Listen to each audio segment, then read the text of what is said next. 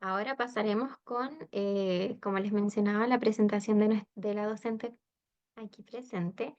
Tenemos a la psicóloga Valentina Morales, quien es psicóloga educacional de la Pontífica Universidad Católica de Chile. Tiene un magíster en psicología educacional de la Universidad de Chile. Por cerca de 6 años se ha desempeñado como encargada de convivencia escolar en diversas instituciones educativas. También fue coordinadora de bienestar en la Facultad de Medicina UC, Pontífica Universidad Católica de Chile, y fue ayudante de proyecto Admisión Inclusiva en Paine. Así que, bueno, a continuación los voy a dejar con Valentina, como les mencioné la profesora, y profesora, si ya está todo ok, la dejo para que pueda comenzar con su seminario. Súper. Muchas gracias, Constanza. Bueno, mientras compartimos la pantalla de esta presentación, em, tal como pudimos ver en la introducción que compartió Constanza, al parecer el chat lo podemos usar. Estoy pensando cómo hacer para ver el chat y ver la presentación a la vez, pero bueno, lo voy a resolver eventualmente. Em, Gracias, Constanza, por la presentación. La invitación hoy día o la idea de el rato que vamos a compartir es que podamos al menos compartir un marco respecto a lineamientos normativos o marcos legales que nos sirvan para saber dónde estamos posicionados al momento de gestionar la convivencia en establecimientos educacionales de la etapa escolar. Em, Vamos entonces a compartir algunas normas, algunos lineamientos y también ver algunas cosas un poco más concretas que nos puedan ser útiles en nuestras respectivas comunidades educativas. ¿Ok? Si no me equivoco, dentro de del grupo que nos encontramos hoy, hay profesionales de la educación, profesionales para docentes, posiblemente estudiantes quizás de alguna ciencia social o carrera de pedagogía. Por lo tanto, tratemos de tener eso en mente, o yo voy a tratar en realidad de tener eso en mente el momento de dar ejemplos o dar contexto a lo que vamos a conversar, ¿ok? La invitación va a ser que usemos el chat y hacia el final de este encuentro eh, podamos conversar un poco sobre las dudas o ideas que hayan tenido y por lo tanto, les pido que vayan anotando lo que quisieran comentar o lo que quisieran dejar para el final, que así nos escuchamos entre todos, ¿ok? Por supuesto que las leyes y los marcos normativos que se refieren a la gestión de convivencia escolar son muchos documentos, ¿ok? De hecho, una recomendación que profesionales de la educación tratamos de poner en práctica es estar revisando las actualizaciones que comparte la superintendencia, justamente porque van saliendo nuevas circulares, nuevas herramientas, por ejemplo, en el contexto de mediación entre establecimientos y familias, etcétera. Y como cualquier ley, es nuestra responsabilidad conocerla, así que es una buena práctica saber qué cosas nos sirven, sobre todo cuando estamos enfrentando situaciones difíciles en nuestro quehacer profesional, ¿ok? En ese mismo contexto, vamos a revisar una pincelada superficial, pero suficientemente útil para tomar decisiones en el contexto escolar respecto a qué es una desregulación, qué son las agresiones y qué es la violencia escolar, justamente porque son conceptos que se tienden a usar como sinónimos entre sí y la verdad es que son bastante diferentes, tanto en su definición como en su abordaje. ¿Ok? Entonces, tener una definición muy breve a la mano va a ser siempre muy útil, no solamente para nosotros, nosotras mismas tomar decisiones, sino que para explicarle a nuestra comunidad por qué estamos proponiendo lo que proponemos para abordar estos distintos fenómenos. Y por último, vamos a ver algunas estrategias de resolución de conflictos muy clásicas, pero que cuando las confundimos también podemos tener resultados muy diferentes a los que esperamos. Y en el último punto, algunos ejemplos sobre cómo podemos promover habilidades para convivir. ¿Por qué es tan importante esto? Porque en muchas comunidades escolares Contamos con una capacidad de gestión que nos permite responder a las urgencias y a las obligaciones, lo cual es necesario. Sin embargo, no es suficiente cuando se trata de construir comunidades educativas inclusivas, seguras, que son espacios de encuentro, porque si estamos siempre apagando incendios, nunca nos encontramos y es muy importante buscar espacios para gestionar esto durante un año escolar y dentro de la comunidad. Voy a usar harto el concepto comunidad educativa y tengamos siempre en mente que nos referimos a estudiantes, sus familias, funcionarios profesionales, no profesionales, y en algunas ocasiones también el territorio en el cual la escuela o el colegio se encuentra inserto. Les quiero mostrar aquí, y quizás nos vamos a detener aquí algunos segundos, porque estos son los 3 documentos que vamos a revisar el día de hoy. Les quiero pedir que puedan escanear estos códigos QR, guardar los links de los documentos a los cuales les van a llevar para que luego los puedan revisar con calma y en profundidad, para lo cual espero sea útil el marco que proponemos hoy. Mientras ustedes escanean y guardan esos links, así como en leer más tarde, se los envían a ustedes mismos por mail, se los envían a sus equipos si ustedes quieren, sepan que vamos a revisar en primer lugar la Política Nacional de Convivencia Educativa que se compartió en mayo del año pasado. Vamos a ver cuáles son los principales cambios respecto a la Política Nacional de Convivencia Escolar del 2019. En segundo lugar, vamos a revisar la circular que regula la redacción de reglamentos internos de los establecimientos escolares, específicamente el apartado referido a gestión de convivencia escolar, porque por supuesto esta circular se refiere a uniformes, seguridad, evaluación, etc. Y por último, vamos a revisar la circular 586, que es la que refiere a la inclusión de párvulos y estudiantes del espectro autista. ¿Por qué esta y no otra? Porque también afecta a las familias, tutores legales de estos estudiantes, por la prevalencia del diagnóstico y porque desde la promulgación de la ley 21.585, si no me equivoco, hay una serie de obligaciones a las cuales cada escuela y cada colegio debe responder de alguna manera.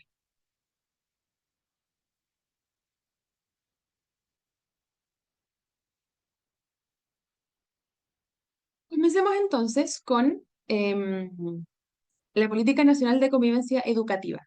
Posiblemente varios de ustedes habían notado que ahora se llama convivencia educativa y no convivencia escolar. Esto significa que esta política interpela a todos los establecimientos que imparten programas educativos. ¿Qué tipo de institución está incluida ahora y que antes no estaba, al menos explícitamente comprendida en la política? Educación superior, universidades, IPs, centros de formación técnica y educación de jóvenes y adultos, educación vespertina, escuelas de adultos, como las conozcamos. Gracias a esto, y quizás antes de la promulgación de la política, en ese mismo contexto, algunas universidades, por ejemplo, ya estaban diseñando sí, gracias Javier, establecimientos para jóvenes y adultos, escuelas para jóvenes y adultos. Ya estaban contando con, no sabría decir si encargados de convivencia, tal como se llama en los colegios, pero sí alguna persona encargada de clima estudiantil, experiencia estudiantil, es un cargo un poco derivado del área de bienestar estudiantil. Y estamos asumiendo que la convivencia educativa, la convivencia dentro de un espacio educativo, es algo que se va a dar de alguna forma siempre. Sin embargo, para que se dé de una manera en que favorezca el aprendizaje, debe ser o se debe pensar en un diseño o en un plan para construir espacios que tienen ciertos sistemas de reglas. ¿Ok? Si pensamos en 3 aspectos principales de este documento, que es muy interesante, no es tan largo, muy importante que lo podamos revisar y que de alguna manera lo podamos compartir con nuestras respectivas comunidades escolares. Isolina pregunta si los preuniversitarios también. Es una buena pregunta. Tendríamos que revisar en detalle la política. Sin embargo, previo a esto, los preuniversitarios sí contaban con reglamentos respecto como a códigos de conducta y también vías como de resolución de conflictos entre estudiantes, si es que los hubieran. Em, Así que sí, también. Lo que pasa es que los preuniversitarios no tienen tantas instancias diseñadas para compartir entre estudiantes. Por lo tanto, cuando comparten es más bien de manera como espontánea, informal, si quisiéramos, pero ocurre de igual manera. ¿Qué es la convivencia entonces? Es el conjunto de interacciones y relaciones entre las personas que componen una comunidad educativa, lo cual incluye también, como decíamos hace unos minutos, la relación de la comunidad con el entorno. Es muy importante tener en mente cuando hablemos de relaciones en la comunidad educativa que pensemos en como una red compuesta por nodos, los nodos serían las personas, con líneas bidireccionales y muy complejas. Es decir, normalmente cuando hablamos de equipos de gestión de la convivencia, solemos tener en mente las relaciones entre estudiantes. Nos importa cómo se tratan niños y niñas entre ellos.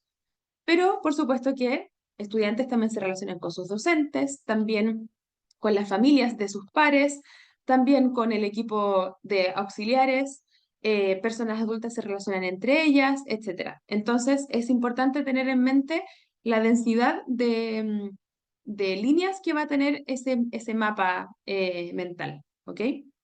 Y también las organizaciones como por ejemplo programas de la municipalidad, universidades que se vinculen con nuestra comunidad a propósito de sus em, programas de aprendizaje y servicio, de vinculación con el medio, etcétera. ¿Qué es lo que busca la política actual y qué es lo que busca este documento que permee hacia las comunidades educativas?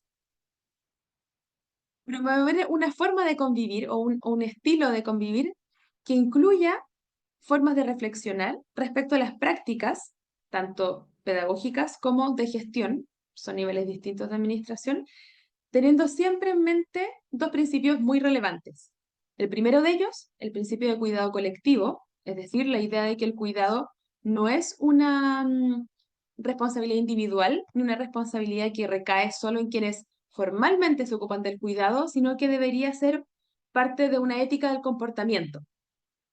Por ejemplo, se espera que si yo, a persona adulta de una comunidad, ve a un niño llorando en el patio, no necesito conocerlo, no necesito que sea mi trabajo, voy a querer movilizarme respecto a eso. Y entre pares también. Y la inclusión se espera que más bien se plantea también como un principio y no como un área de gestión. Las escuelas muchas veces tienen programas de inclusión, tienen PIE o alguna figura similar en el caso de los establecimientos privados, pero la inclusión no es una tarea y no es solamente un proceso, es un modo de mirar la educación y es un modo de mirar el ejercicio de los derechos a la educación y los derechos a la participación. ¿Ok? Entonces, en base a la orientación de estos principios y la reflexión que se espera que ocurra dentro de una comunidad educativa, se van desarrollando conocimientos y habilidades para que nuestras relaciones aporten al ejercicio de la democracia, a la participación y a la construcción de espacios seguros. ¿Cuáles serían entonces los conceptos claves? Principios de cuidado e inclusión, prácticas de reflexión para las habilidades para convivir. Em, Seguramente les suena el programa A Convivir se Aprende, que está implementándose en distintas escuelas a las cuales o sea, se puede postular la escuela a que forme parte del programa. Y la verdad es que ese es un muy buen lema.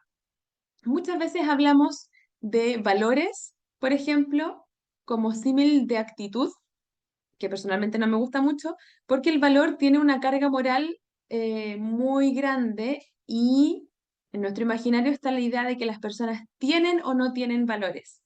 Y la verdad es que las personas desarrollamos en mayor o menor medida, en función de las instancias de aprendizaje, ciertas habilidades em, cuando contamos con la oportunidad. Hablar de habilidades habla de una noción de progreso y una posibilidad de aprendizaje. Entonces, a convivir se aprende, posiblemente sea un lema que todas las personas que trabajamos en educación debamos recordar y debamos tener en mente. Como parte entonces de ese objetivo, o más bien, si nos preguntamos cómo podemos ir logrando o acercándonos a ese objetivo de la política nacional, se proponen 6 tipos de estrategias que, y esto es muy importante, no necesariamente son responsabilidad del equipo de convivencia. Cuando hay un equipo, porque muchas veces hay una persona encargada de convivencia. Una de las propuestas transversales en la política es que el generar estas relaciones que permiten una comunidad segura, si estamos hablando de principios de cuidado colectivo, todas las personas de la comunidad tienen un rol que cumplir en eso. Por lo tanto, va a ser muy importante recordar quizás la primera estrategia que se propone, que es la participación. Cuando hablamos de participación, tiene que ver con que pueda yo, estudiante, profesora, auxiliar, portero, quien sea, ocupar un espacio dentro de cómo se dan las relaciones en mi colegio. Entonces, por ejemplo, si en un espacio educativo hay una identidad y parte central de esa identidad es la informalidad y la cercanía, por ejemplo, hay comunidades donde se espera una mayor apertura, un mayor relajo quizás en el trato cotidiano, y yo puedo ser parte de esa dinámica, em, estoy participando de alguna forma. Seguro ustedes saben que hay distintos niveles de participación. A mí me pueden consultar mi opinión respecto a algo, yo puedo participar de una actividad que se diseñó con otras personas, hacer pequeños cambios, puedo estar en un proceso consultivo para el proyecto educativo, etc.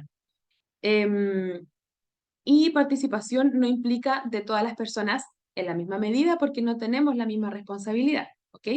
Pero es bueno tenerlo en mente y recordar cómo abrir espacios de participación para estudiantes desde educación parvularia hasta enseñanza media y dentro de todas las personas adultas de una comunidad.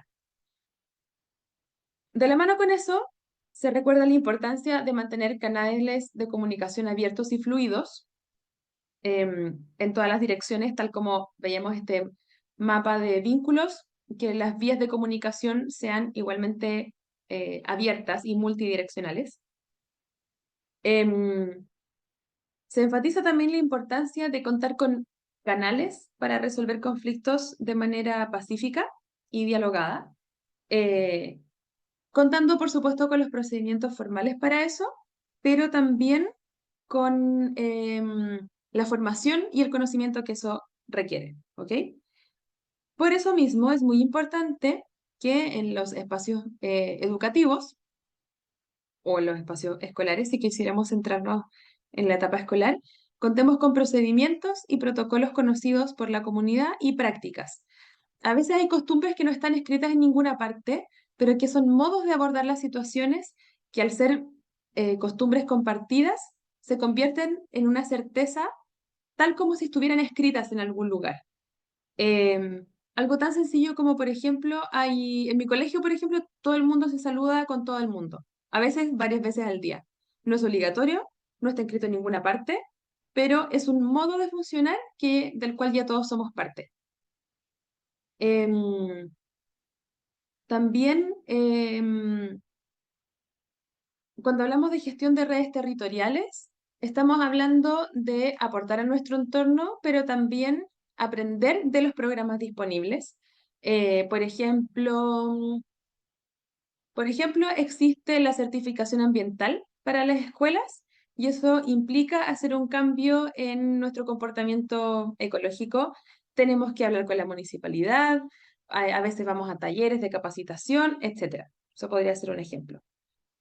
Y por último, y esto es quizás de los aspectos que más nos interpela como profesionales o futuros profesionales de la educación, entender que tenemos la autoridad para proponer y ser responsables de estos cambios porque nuestra relación con estudiantes, sobre todo si son niños, niñas y adolescentes, no es simétrica. Los niños no son responsables de nosotros, pero nosotros sí modelamos y gestionamos un clima de aula, por ejemplo, cuando somos docentes, en los que se espera modelar un trato determinado o una forma de comunicarnos determinada que contribuye al objetivo que estábamos revisando aquí y a los objetivos específicos de nuestra comunidad educativa.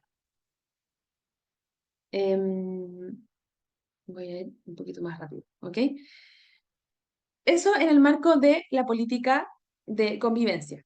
Estamos hablando que una de las estrategias que pide la política tiene que ver con documentos, procedimientos, etc. Por lo tanto, muy de la mano con eso, cabe revisar la circular que regula el contenido de los reglamentos, que es el segundo documento que mencionaba en la introducción. Es muy bueno, si bien no tenemos siempre injerencia en cómo se comporta nuestro reglamento, pero es muy importante saber cómo revisarlo, tener un lente crítico para ver cómo mejorar, recordar cuál es el contenido mínimo respecto a la convivencia escolar que esto debe contener. Se debe explicitar cómo va a funcionar nuestro consejo escolar o comité de convivencia. Aparecen algunas tareas asociadas a la persona encargada de convivencia, entre ellas diseñar un plan de gestión. Nuestro reglamento debe describir los hechos que son faltas a la convivencia escolar, las medidas disciplinarias asociadas a esa falta y el procedimiento para dar a conocer la falta, la medida disciplinaria e idealmente la medida formativa también asociada. Es decir, los principios que se mencionan a la izquierda de esta columna se llevan a la práctica con procedimientos rigurosos y conocidos y transparentes. Yo no voy a castigar a mi estudiante de la manera más severa posible según lo mucho que me enojé. Tiene que haber un criterio conocido sobre el cual podamos discutir respecto al camino más adecuado. También deberían estar consideradas, por ejemplo, factores atenuantes y agravantes para esto, como por ejemplo, si un estudiante de séptimo básico golpea a un compañero, es muy distinto a si un estudiante de kinder golpea a un compañero incluso en la misma situación. La capacidad o el margen de acción que tienen unos u otros es muy diferente, ¿cierto? Y también en nuestro reglamento deben estar explícitas las estrategias de prevención y actuación frente a formas de violencia escolar,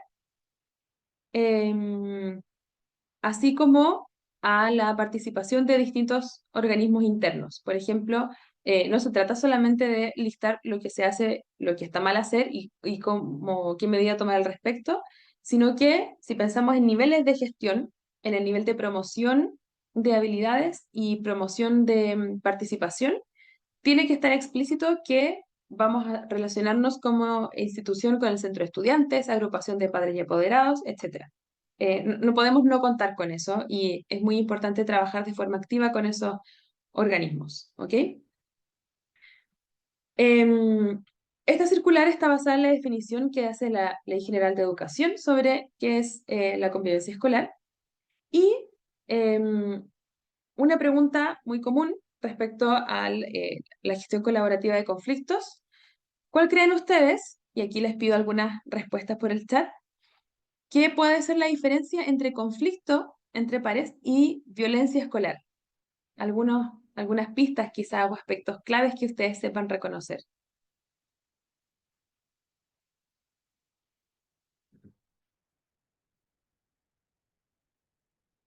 Repito la pregunta. ¿Cuál creen ustedes, cuál creen o cuál saben la diferencia entre violencia entre estudiantes y conflicto entre estudiantes?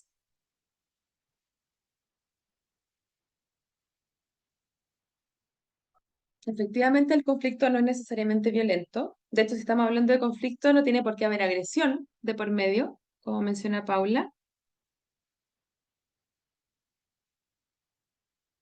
Exactamente, el conflicto es diferencia principalmente. El bullying, de hecho, es una forma de violencia escolar, ¿sí? Justamente, tal como dice Oriana, el conflicto es natural en la interacción humana, sobre todo si estamos hablando de comunidades educativas diversas. De hecho, el conflicto, bajo ciertas circunstancias, es incluso algo deseable. Una situación en la que se nota que no estamos de acuerdo y queremos hacer algo al respecto.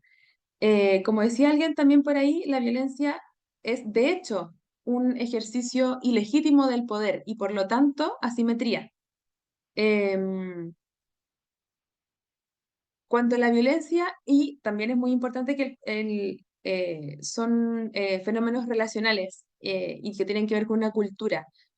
Cuando las agresiones sistemáticamente han servido para resolver conflictos, a lo mejor se va a instalar una cultura de violencia en mi establecimiento. ¿Ok? Por lo tanto, un desafío muy grande y una tarea, más bien, no solamente un desafío a resolver algún día, sino que una tarea que debemos asumir es contar con estrategias de actuación para situaciones de violencia, pero también estrategias de prevención. Em, Algo común en escuelas o en establecimientos donde los equipos están altamente exigidos, em, es que cuando ocurre algo pequeño, mi respuesta como profesional no es tan oportuna como cuando ocurre algo muy grave. Por lo tanto, si dos niños pequeños tuvieron una diferencia y no saben cómo dialogar al respecto, van a usar las herramientas que tienen, que a veces es agredirse. Si no saben expresarse, eso les frustra, su comportamiento puede ser un poco más impulsivo. ¿A qué quiero ir con esto? Es que las estrategias de prevención son tan importantes como las formas de actuación cuando ya hay algún problema grave, porque es menos probable que yo llegue a ese problema grave si es que he abordado situaciones posiblemente muy pequeñas en el recreo, no me dejan jugar o cosas que pueden ocurrir habitualmente, porque voy a estar entregando como esquemas mentales sobre qué hacer, cómo explicar lo que me pasa, cómo ponernos de acuerdo. ¿Ok? La violencia, claro, como dicen, el conflicto podría ser una oportunidad de aprendizaje. Em, la violencia es de hecho un escenario muy poco fértil para el aprendizaje, porque activa esta idea de que me tengo que defender o que tengo que agredir o que se espera en este espacio que yo agreda para poder lograr mis objetivos, ¿cierto? Em, Ahora, dentro de los protocolos de actuación, muy importante, estábamos hablando de la parte un poco fea de los reglamentos, que tiene que ver con definir medidas disciplinarias, pero las medidas disciplinarias también son una forma de construir una historia con un estudiante, de registrar los momentos en los que ha traspasado límites, que tenemos que señalar que no podemos correr los límites porque tú estés chocando con ellos. Y nuestra pregunta respecto a qué pasa con un estudiante cuando transgrede una norma, debería ser justamente esa, ¿qué te pasa? ¿Qué necesitas? ¿Por qué llegaste a esto? Etcétera. Y una de las tensiones importantes, relativamente recientes, respecto a la idea de faltas y medidas disciplinarias, tiene que ver justamente con uno de los asuntos de inclusión, que son estudiantes del espectro autista. Vamos a llegar un poco más adelante a ese punto, pero hay algo interesante respecto a esto. Cuando no hemos contado con la formación necesaria, cuando nuestro espacio no cuenta con la infraestructura o el soporte institucional necesario, nos vemos exigidos o pareciera ser que no todos los estudiantes se les puede aplicar medidas disciplinarias, tenemos dudas respecto a eso, pero recordemos que si el derecho a la educación es tan importante y la comunidad educativa se regula por su reglamento, no hay persona de una comunidad que esté al margen del reglamento. ¿Ok? Es decir, un estudiante podría cometer una falta y si yo veo que hay una serie de elementos personales y contextuales que lo llevaron a eso, y yo decido que a lo mejor no corresponde una sanción tan severa o no corresponde algo más que una observación, al hacer ese análisis yo estoy usando mi reglamento para mirar esa situación. ¿Ok? De hecho, esta circular que habla de la protección de derechos de estudiantes con, como parte del espectro autista, dice efectivamente que hay una forma de aplicar medidas disciplinarias para estos estudiantes. No dicen que no se debe aplicar ni que no se deba considerar.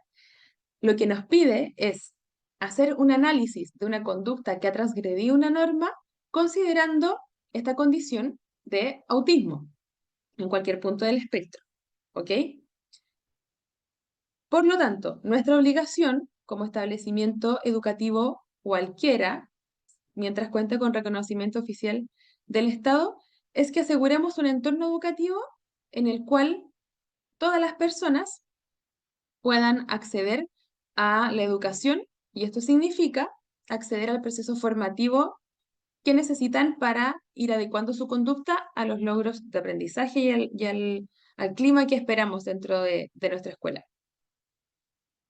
Es muy importante esto también, seguramente varios de ustedes lo han tenido que aplicar en alguna ocasión. Recordar que cuando un estudiante del espectro autista presenta una desregulación que resulta en un riesgo para su propia integridad, su papá, mamá, apoderado, tutor legal, persona responsable del cuidado de ese menor, cuenta con autorización para asistir al establecimiento y retirar al estudiante si es necesario o contribuir a su regulación dentro de la escuela. Un cambio importante que propone la normativa es que por defecto en el trabajo esas personas, esos apoderados, tienen permiso para salir y asistir o acompañar a su hijo o hija en este proceso. Así que, ¿qué quisiera enfatizar respecto a esto? Que no estamos al margen del reglamento, sino que tenemos que buscar una forma de aplicarlo con criterio y recordar que todas las personas, todas y todos los estudiantes de una comunidad educativa deben ser acogidos bajo el amparo de la misma norma. En ese mismo contexto, tal como a veces se confunde la violencia con conflicto, también se confunde con agresión y con desregulación. Una frase que yo he escuchado en distintos establecimientos, referidos principalmente a niños pequeños, lo cual a mí me llama bastante la atención. Cuando ocurre una desregulación en un estudiante y reaccionamos de forma sensata, calmada, confidencial muchas veces, ¿qué es lo que dicen las familias? O lo que hemos escuchado es, em, se normaliza la violencia. Y la verdad es que eso es un error conceptual muy importante, porque primero, tener un modo de proceder que nos permite mantener la calma no es normalizar, estamos actuando respecto a eso, y una desregulación, por mucho que resulte en golpes, eh, que es la agresión más evidente, ¿cierto? No es violencia. Precisamente por la definición misma de desregulación. Em, Antes de llegar a eso, creo que hay dos preguntas importantes que no quisiera dejar pasar. Eh,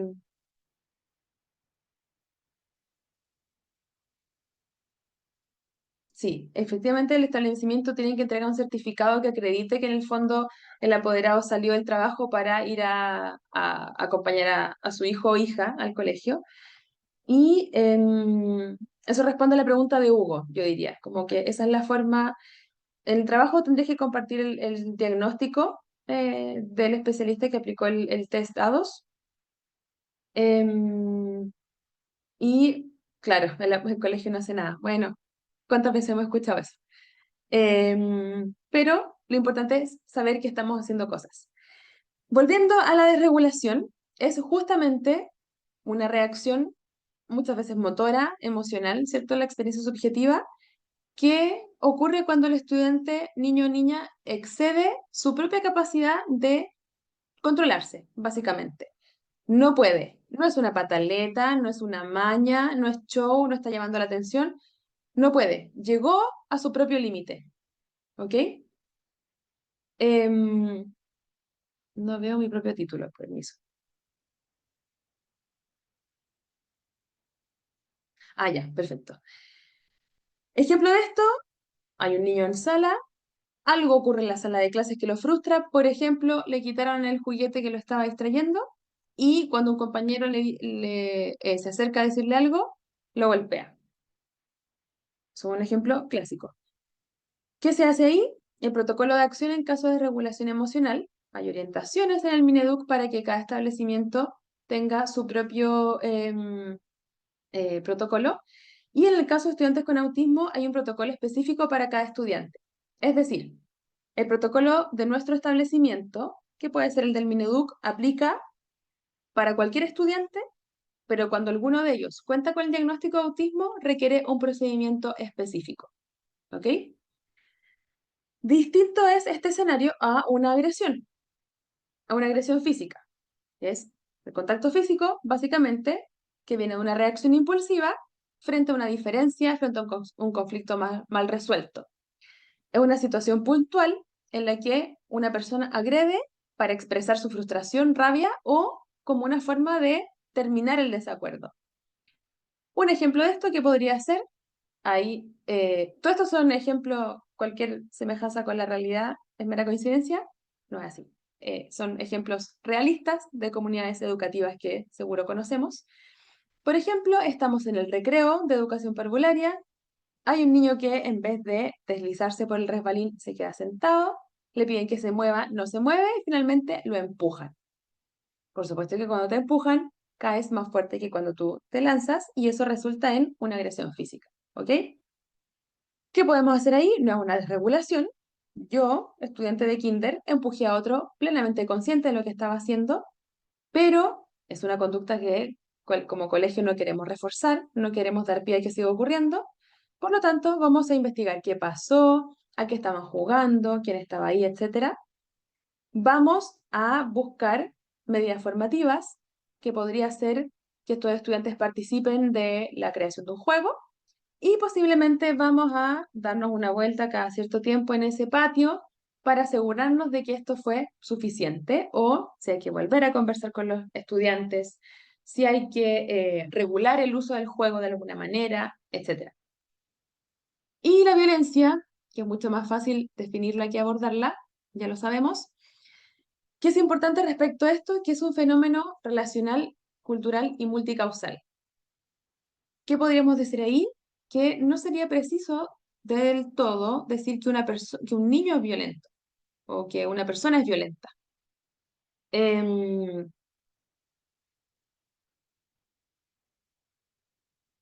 Porque la violencia es una característica de la relación eh, y suelen haber contextos que soportan la violencia escolar, ¿ok? Es un uso legítimo de la fuerza y el poder, no necesariamente fuerza física, puede ser la popularidad, pueden ser otras cosas que generan asimetría entre estudiantes. Por eso uno de los ejemplos que escogí, que es que un estudiante muy popular de enseñanza media comparte imágenes vergonzosas de la niña nueva en redes sociales. La niña nueva, ¿en qué sentido está en una posición de desventaja respecto a su compañero que no tiene soporte social? Eh, n- no necesariamente alguien va a querer defenderla porque no sé quién eres, no sé si me quiero relacionar contigo, no sé si me vincula, entonces ella está sola.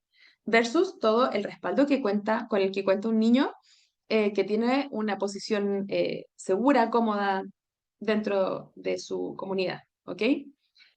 Con mayor razón debemos ver qué acciones nos permite nuestro reglamento interno. Seguramente cabrá el aplicar medidas disciplinarias de la mano con medidas formativas, la que nos parezca más adecuada, y seguramente hay que poner la atención a esa situación por mucho rato, ¿ok? Voy a tratar de ir un poquito más rápido, pero no quiero dejar de mencionar lo siguiente. Con los mismos ejemplos que estábamos mencionando,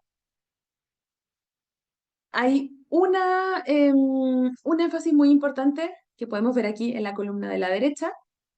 Eh, Conocemos distintas formas de resolución de conflictos o de abordaje de violencia, también son confusiones que podemos tener. Negociación, arbitraje, etcétera. La mediación sirve solamente cuando las personas que participan del problema están en igualdad de condiciones. Para abordar bullying, acoso escolar o alguna otra forma de violencia, no se hace mediación. Nunca Jamás. No sirve, de hecho, revictimiza la mayoría de las veces. Es preferible que cada persona responsable tenga un espacio individual donde hay un adulto responsable, pero si partimos de la base de que uno molesta a otro porque le parece que ese otro es inferior en términos sociales, está muy difícil tener acuerdos que sean sostenidos en el tiempo. ¿Ok? Quiero responder la pregunta de Lisette, pero quizás hacia el final. ¿Ok? Ahora, además del abordaje que aquí se propone, ¿ya? Esto me imagino que, no sé si se los voy a mandar, pero espero que estén tomando fotos, capturas de pantalla o lo que sea necesario para que, si es que creen que esto les puede servir, ¿cierto? Además del abordaje que está aquí escrito, em, hay un análisis que debiéramos hacer como comunidad educativa, o que más bien ayuda a reunirnos, tomar acuerdos, etc. Cuando ocurren situaciones de desregulación, una pregunta fundamental es ¿qué pasó antes? ¿Qué pasó esta vez? ¿Qué fue distinto? ¿Qué cosas desregulan a este niño? Etcétera. Em, ¿Le pudimos avisar a la familia nos dio información a tiempo? Em, ¿La persona a cargo de acompañar el patio estaba, no estaba? Etcétera. Ya como análisis del incidente crítico, así se llama la metodología. Mientras que en el caso de las agresiones hay que ver, ya bueno, si estos niños resolvieron este problema golpeándose, lo cual no corresponde, les hemos enseñado a resolver. Si la respuesta es no, entonces podemos resolver eso, y si la respuesta es sí, tenemos que ver qué nos falta o qué les falta a esos estudiantes particularmente. Y en el caso de la violencia, tenemos que ver, eh, están muy segregados quizás los grupos en mi colegio, quizás les damos siempre un espacio público a las mismas personas, quizás no es una comunidad tan diversa, quizás no se nota la diversidad, etc. Ya si se fijan son niveles y tipos de análisis diferentes. Em, Esta es una propuesta conceptual muy sencilla, pero que quizás nos sirve para recordar cuándo es más adecuada o cuándo usamos una estrategia por sobre otra. Em, la negociación es principalmente la estrategia que usamos sin intervención de nadie más. Em, en un recreo, cuando lo más importante es jugar, posiblemente vamos a hacer esto de alguna manera para resolver nuestros desacuerdos. ¿A qué jugamos? ¿Quién juega? ¿Quién no juega? ¿Quién hizo trampa? ¿No hizo trampa? Hacemos esto de forma cotidiana, tanto niños y niñas como personas adultas. Si es que terminamos peleando porque la negociación no resultó, a lo mejor vamos a ir a inspectoría y nos va a ayudar a dialogar, escucharnos y generar una solución en conjunto. Y a veces a cada persona le corresponde un llamado de atención o un límite que viene desde afuera.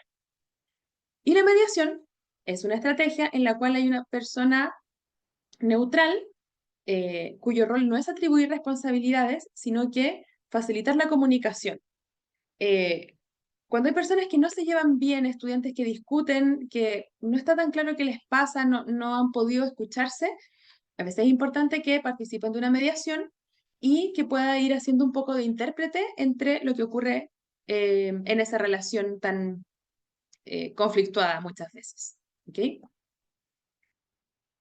Quiero cerrar con esto porque es un nivel de intervención que, como dije hace un rato, solemos descuidar porque no es urgente, pero es muy, muy, muy importante, que tiene que ver con el nivel de promoción de habilidades para convivir. Acabamos de ver cómo resolver ciertas situaciones de conflicto o agresión, pero sentar las bases para eso es muy importante y hay tres formas o tres, yo diría que tres estrategias que resultan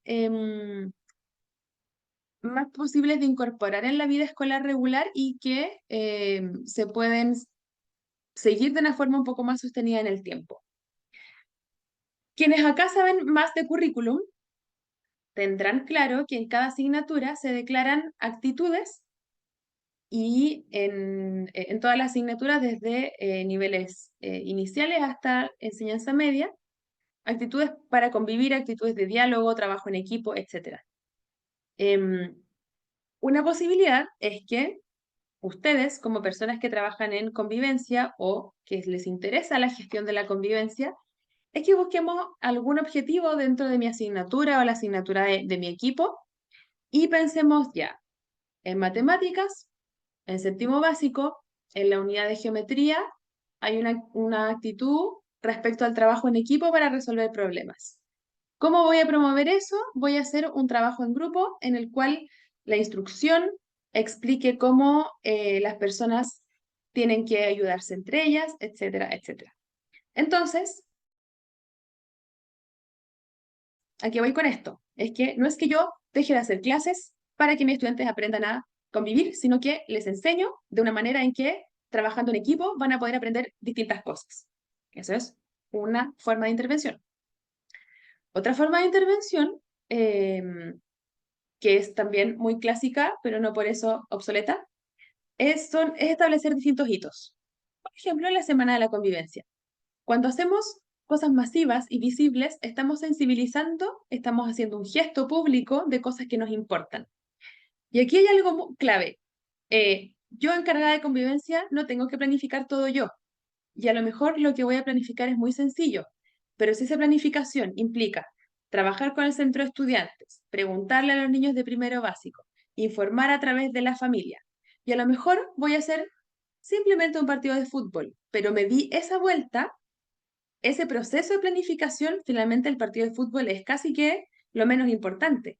Pero si yo llegué a eso de manera participativa, eso ya fue una intervención en sí misma.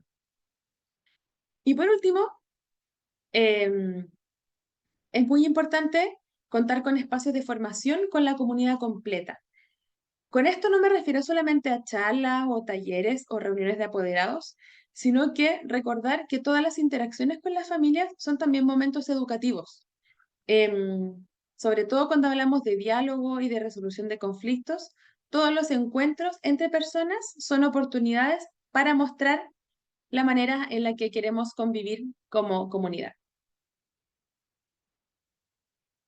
Vamos a hacer lo siguiente ahora entonces. Antes de contar con tiempo para poder escucharnos, les voy a pedir que escaneen este código QR porque eso nos va a llevar a una nube de preguntas en la cual podremos ver sus preferencias en el caso de que participen del curso.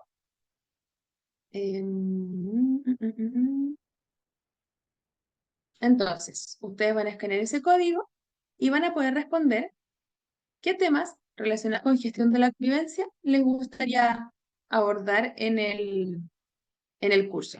¿Ok? Entonces, ahora sí creo que nos estamos viendo. Sí, nos estamos viendo. Muchas gracias. Mientras ustedes van respondiendo, porque yo después con eso me voy a quedar, voy a leer un poco el chat para ver qué tenemos. Profesora, Ya, Katy no respondió sé, la pregunta de Lisette. profesora, Mm, ¿Constanza? sí, no se alcanza a ver el código. Se están viendo las respuestas, entonces hay algunos que no alcanzaron a escanearlo. Ah, ok. Hagamos lo siguiente. Voy a...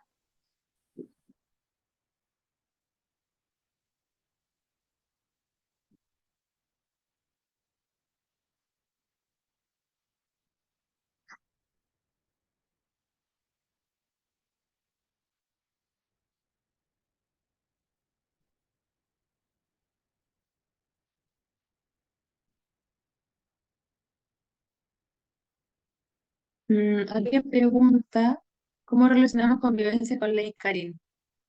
Muy buena pregunta. Em, a ver, son marcos legales que de hecho no se encuentran, no son como de la misma familia, pero los modos de convivir, los reglamentos internos hablan de todas las personas. Y las faltas a la convivencia suelen estar detalladas para estudiantes, estudiantes y familias, porque los funcionarios estamos regidos por nuestro reglamento interno de higiene y seguridad. Em, sí. Ahora, una diferencia respecto a la ley Karin, em, es objeto de denuncia la agresión que ocurre entre adultos de una comunidad escolar, por ejemplo. No solamente una falta al reglamento, sino que es algo que se puede eh, hablar de, claro, violencia laboral, sí, muy bien. Em, eso. No vi más preguntas en el chat que no hubieran quedado sin responder, así que no sé, Constanza o Daniel, si tenemos algunos minutos para empezar a... Sí, tenemos algunos segundos para que podamos permitir que hagan tres preguntitas. Quienes tengan Sí, eso. preguntas y quieran que sean habladas, pueden levantar la mano y les vamos a ir dando el permiso para que puedan hacerles preguntitas. Les voy a volver a mandar por el chat el código y el link para que puedan responder quienes claramente puedan. Así que ahí va nuevamente.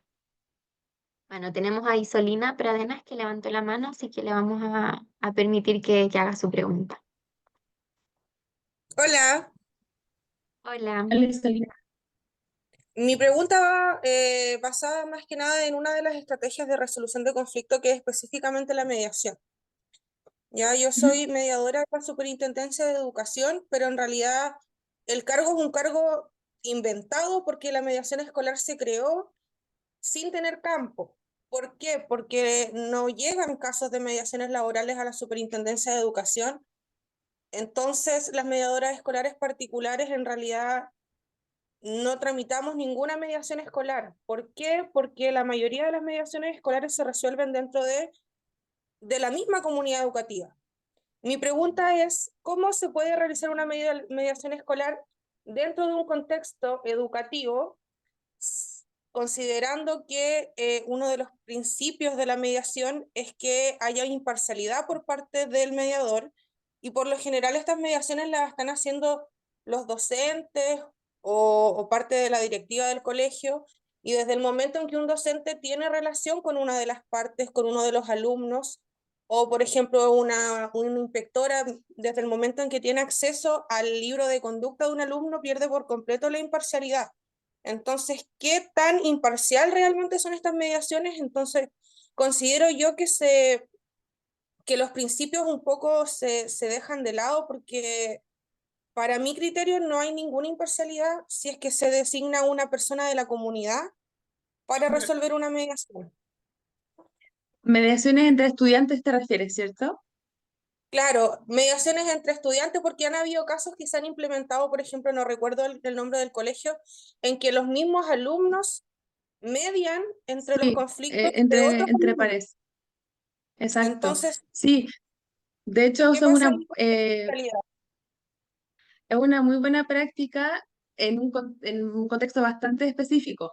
De hecho, perdón, mi gato está interrumpiendo un poquito. Es muy buena la pregunta que haces tú, porque faltó la precisión respecto a que la neutralidad tiene que ver con el momento de la mediación, no tiene que ver con mi experiencia subjetiva. Porque tal como dices tú, yo, como profesora de lenguaje, si golpean a mi alumno favorito, no sé qué tan neutral voy a ser en mi corazón. Lo importante es que mis alumnos eso no lo sepan. Es decir, por ejemplo, hay estudiantes que pelearon en clase, el profesor hizo lo que pudo, no lo logró resolver y le pide a esos estudiantes que conversen con la encargada de convivencia. Llegan los niños a la oficina y dicen, profe, ¿sabe qué pasó esto y esto? Y uno empieza a hablar mucho, el otro no habla nada, entonces ahí uno escucha y dice, mira, vamos a hacer lo siguiente, vas a hablar tú primero, tú vas a escuchar, quizás no vamos a estar de acuerdo con todo, pero escucha primero y luego, y tú facilitas ese espacio. Si la mediación no fue algo espontáneo, sino que es algo que es resultado como que un equipo vio que era necesario hacer una mediación con estudiantes, ese espacio se planifica, lo puedes planificar con más personas para que el criterio sea parcial, o sea, perdón, sea imparcial, ¿ok? Cuando yo sé que tengo sesgos para abordar una situación, necesito un espejo, necesito que alguien me diga, oye, está siendo muy severa o está siendo muy relajada, etcétera. Entonces, sí, la neutralidad refiere al momento de la mediación y no a mi sentir más genuino, porque Lo que yo tengo que evitar es que hacer una diferencia en el momento, porque eso de hecho perjudica la resolución del conflicto. Estaría como marcando esa asimetría, ¿sí? Ay, no recuerdo, Constanza, el orden. Quizás Paulette estaba después. Sí, viene ella y después Víctor y vamos a hacer esas dos preguntitas más. Así que Ya. vamos ahora con... Hola, ¿me escuchan? Sí, Sí, perfecto. Sí, hola, buenas noches. Bueno, dar también las gracias por el espacio y por el seminario. Yo quería preguntar un poco cómo podrías visualizar situaciones de violencia en un espacio educativo, pero entre profesionales. Considero que sobre todo, por ejemplo, los espacios públicos son instituciones donde se normalizan muchas conductas incívicas que van escalando, escalando, escalando y finalmente eh, todos andan muy violentos todo el día. Entonces, finalmente, si bien hay una ley Karim, ¿cierto?, donde una persona que es violentada podría denunciar y hay canales para hacerlo, pero finalmente, ¿cómo cuidar el resto de la comunidad que termina siendo espectador de estas situaciones? Y muchas veces está tan normalizado que la gente pasa por el lado de las personas que están discutiendo, que se están tratando mal. Muchas veces las personas pueden sobrereaccionar ante ciertas situaciones también. ¿Cómo abordarlo ahí desde un equipo de gestión, por ejemplo, y convivencia? Porque es súper difícil hacer la reparación. Mm. Bueno, en realidad no, la reparación no la hacemos nosotros, pero eh, ¿qué hacemos ahí? Pedimos ayuda, por ejemplo, a nuestros, ¿cómo se llama? Hay una persona como, por ejemplo, las municipalidades, que es la que trabaja con la mutual, que a lo mejor podrán pedirles charlas, eh, pero generalmente también se terminan yendo las personas que terminan siendo víctimas de una situación. Sí. Pucha, mira, me encantaría poder darte una respuesta sólida respecto a eso, porque apelando al ámbito de las leyes laborales, ¿qué te podría decir? Que debe haber alguien dentro del colegio para escuchar un primer reporte, que todos los trabajadores y trabajadoras tienen derecho a acudir a la inspección del trabajo.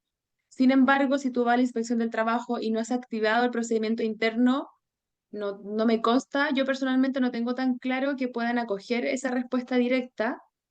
Eh, Muchas personas no acuden a su trabajo porque temen ser señaladas de alguna manera o ser criticadas o ser disuadidas de denunciar.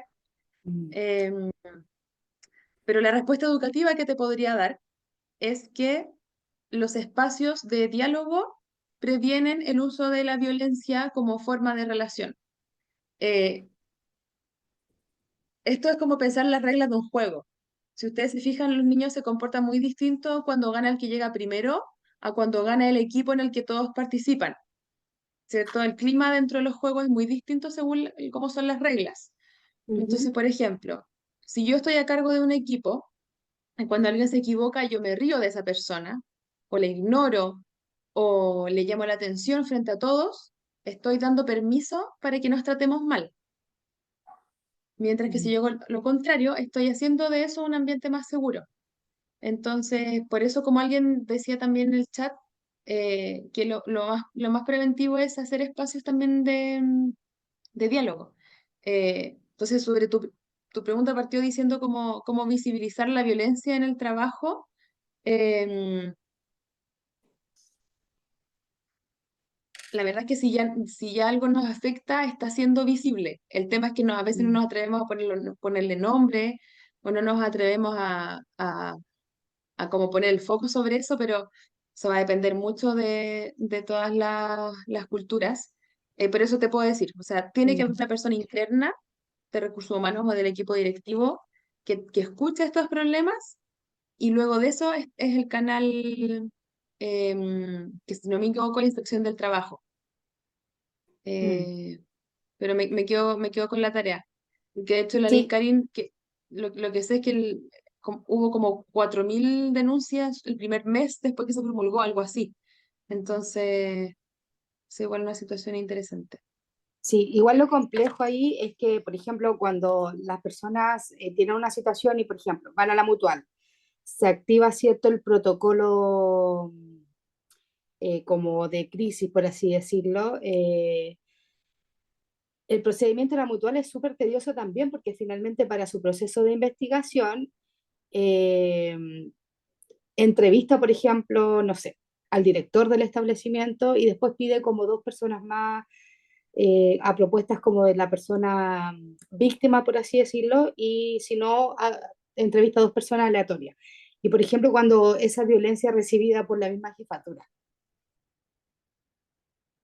Bueno, son ahí, en realidad lo dejo como parte de vacíos un Sí, poco que tienen a veces los sistemas eh, que no terminan siendo los más oportunos ni efectivos ante situaciones graves.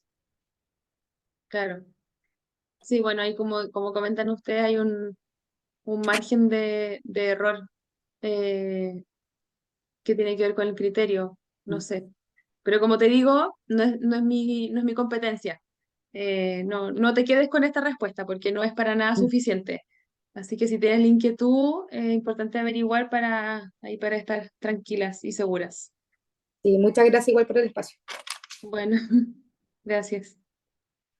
Bueno, vamos a pasar entonces con la última pregunta, que según el orden en que levantaron la mano, le corresponde hacerla a Víctor.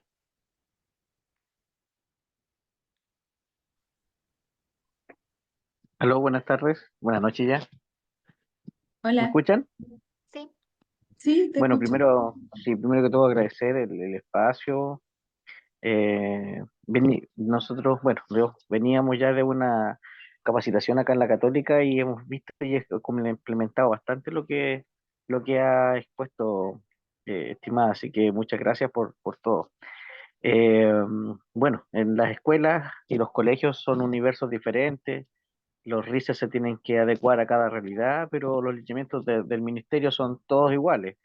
Eh, y bueno, y en relación también a los roces, a las, muchos se filtran información, tenemos colegas que tienen más venio y llegada con algunos apoderados o cosas, entonces nosotros para subsanar eso, nosotros hicimos una carta y la colocamos en nuestro reglamento interno, que es una carta de confidencialidad, que se la hacemos firmar a todos, por si acaso le sirve a alguien. ¿Ya? Si alguien después quiere ver cómo lo hicimos, también yo le puedo dar la indicación y todo eso. Lo mío va relacionado netamente con protocolo de actuación en caso de la regulación con nuestros alumnos TEA. Eh, ¿Por qué? Porque si bien estábamos hablando realmente de las tres etapas que tiene este protocolo, en donde ya se puede ya mandar a buscar al apoderado para poder hacer la contención final, cuando ya vemos que está en riesgo su vida, que tiene o en riesgo, no sé, por sus demás compañeros. Eh, nosotros nos ha pasado que muchos apoderados no apagan el teléfono, el apoderado suplente también, es como que nos dejan a la deriva, ¿ya? Trabajo en una escuela municipal de primero a octavo y tengo una alumna ya de tercero básico que se salta las tres etapas inmediatamente, llega a la agresividad y, y hemos tomado la iniciativa de poder abrir una medida de protección en tribunal, ¿ya?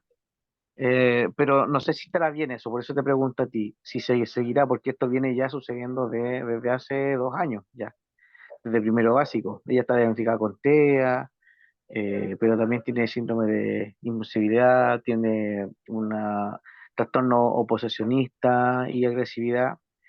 Eh, la mamá la medica cuando se acuerda, cuando no, entonces igual es complejo el hecho de que está incurriendo en una falta y todo. Y cuando tiene estas desregularizaciones, ella a veces no concurre al establecimiento. Entonces, será bueno o qué otras estrategias puedo ocupar, porque yo he buscado bastante estrategias, yo soy encargado de convivencia escolar del colegio, para poder concientizar a la mamá de que este es parte del proceso educativo de su hija y que entienda que Ujú. es, es necesario. Y aparte que la ley ahora la respalda también a ella, ¿entiendes? ¿Qué, Entonces, qué eso es lo que ley la me respalda a complica. ella, perdón? ¿Ah? ¿Qué ley dices tú que la respalda a ella? El poder ir al colegio, la ley TEA, ella puede ir al colegio, no tiene problemas en el trabajo cuando se le entrega Ah, el ya, claro. certificado porque, Sí, claro, sí, que sí. no, que me van a, tanto ir al colegio, me van a despedir del trabajo y todo. Entonces, no sé de qué otra manera poder concientizar, no meterle miedo, sino que concientizar el trabajo extra que le demanda a ella por el hecho de tener una hija Mira, con... hay un punto mencionaste que me parece que es clave. Me falta mucho contexto para entender bien lo que tú planteas, pero hay un punto como que podría ser una señal de vulneración, que es respecto a la inconsistencia sobre la medicación de la niña. Si la niña efectivamente tiene prescrito un tratamiento medicamentoso y ustedes tienen evidencia de que la familia no cumple con el tratamiento, eso podría ser derivado a OPD, puede ser una señal de vulneración. Entonces, siempre va a ser importante, como dices tú, trabajar con la familia para su propia formación y su propio aprendizaje, pero el límite de ese proceso es la integridad de la niña. A mí me encantaría concientizar a las familias para que dejen de golpear a los niños, pero no me voy a sentar a esperar a que aprendan eso, y mi responsabilidad como colegio es hacer denuncias cuando corresponde. Entonces, si ese fuera un punto, o sea, si ustedes tienen certeza respecto eh, a la falta de consistencia de la adherencia al tratamiento, podría ser objeto de denuncia. Pero como te digo, según la certeza que tengan. Si hay evidencia suficiente o hay una duda razonable, podría ser motivo de derivación OPD. Sí, eso. No sé, Constanza, cómo estamos ya con el tiempo. Y bueno, con esta última preguntita ya íbamos terminando. Agradezco mucho a usted que pueda a esta exposición y le doy la palabra para que pueda invitar a los participantes a lo que va a ser este curso.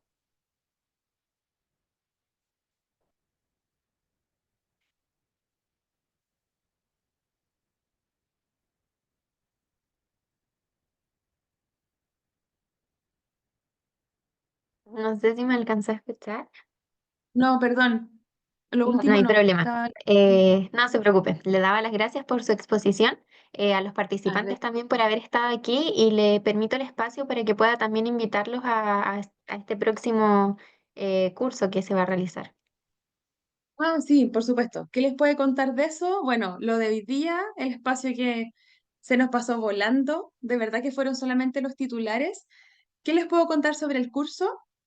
El marco teórico que vimos hoy, vamos a profundizar un poco en eso. Las herramientas teóricas son prácticas y sabemos cómo usarlas. Y dentro de las clases van a haber espacios de creación que nos puedan servir para nuestros respectivos trabajos. Si hablamos, por ejemplo, de la importancia de participación, vamos a diseñar actividades participativas para estudiantes de distintas edades. Si hablamos de que tenemos que tener un plan de gestión, que no puede ser todo improvisado, vamos a tener una plantilla para diseñar un plan de gestión, vamos a trabajar en eso y lo vamos a poder compartir entre nosotros. Em, Tal como lo hicimos ahora, vamos a tener espacio para hablar de dificultades reales de nuestras comunidades, así que va a ser un espacio para llevarse hartas lecturas para cuando tengamos tiempo, pero también va a ser un espacio de trabajo que nos sirve a todos. Por supuesto que a mí, incluidísima, estaría feliz de aprender de ustedes también. Así que espero poder encontrarnos de nuevo en ese espacio. Así que muchas gracias a ustedes por escuchar hoy. Y bueno, nos estaremos viendo y gracias Constanza por acompañarnos también. Muchas gracias a usted, profesora.